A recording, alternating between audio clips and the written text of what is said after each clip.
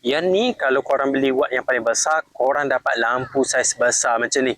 Yang ni lampu solar yang model basic tapi kualiti dia ni padu.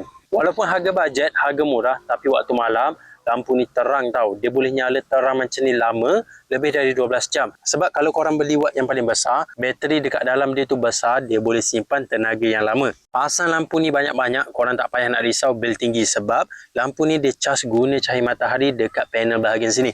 Waktu siang macam ni dia akan cas, bila malam pula, bila tak ada matahari, dia akan automatik nyala dengan sendiri. Korang tak payah nak cari switch untuk buka lampu ni.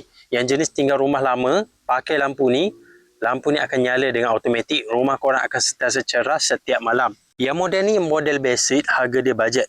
Kalau korang tengok design dia ni simple saja, warna hitam macam ni. Tapi lampu ni padu. Dalam dia tu dipakai reflektor. Waktu malam cahaya dia cerah dan LED dia ni banyak. Jadi kalau korang nak cari lampu solar, korang boleh cek yang model bajet ni. Harga bajet tapi cahaya terang, mudah untuk pasang mana-mana. Korang boleh pasang dekat sekeliling rumah banyak biji sekalipun. Tak perlu nak risau bil tinggi. Korang boleh cek lampu solar yang model ni dekat link video.